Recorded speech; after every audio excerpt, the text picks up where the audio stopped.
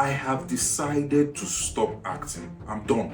A popular Nigerian artist wrote a newsletter to his fans recently. I'm on that mailing list, and the email says, I have decided to stop acting. I was curious because I never knew he acted any movies. Then I went into the newsletter and read, and he said something about how he had been thinking a lot lately, how much we are shaped by the environment we grew up in, and how none of it is our fault. It's just what we knew, it's what we were handed, and you know what?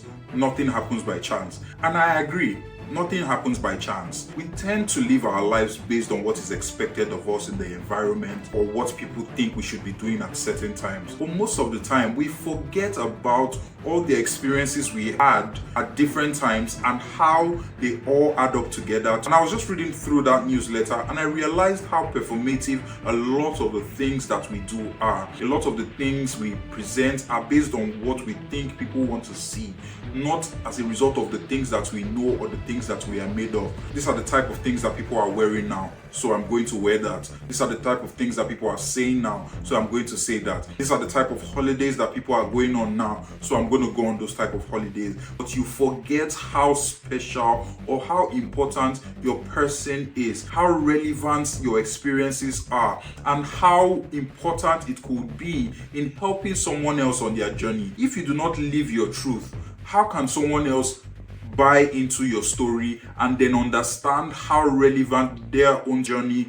is? I'm guilty of this myself in many ways. One of the examples that came up in my mind while I was reading this was when I first moved here, I knew how to code switch. When I'm speaking to a person of the other color or the other race, I can code switch. It comes to me naturally. I still even do it sometimes. But I realized how disconnected I am or I was getting from my reality. Gradually, I realized that I was not feeling comfortable. It was unconscious at first, but the more conscious I became of myself, the more I understood how I needed to speak so that when someone else walks into my organization and hears me speak in that tone, someone of my race, they understand that however they sound, they can still fit in.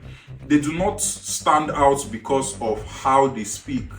There's somebody there, Keme is there, he has made it this far, and he speaks like this. That means I can speak like this and still get there. I started to understand, and it became more ingrained in my mind, something I've always known over the years, that you don't have to prove anything to anyone. Be who you are. This is me also reminding myself that I needed to do it from a place of wholeness, not shame, not feeling insecure or feeling like someone else is better because they speak differently or they know something different. My journey is my journey. No matter what you do, there's an audience for everything.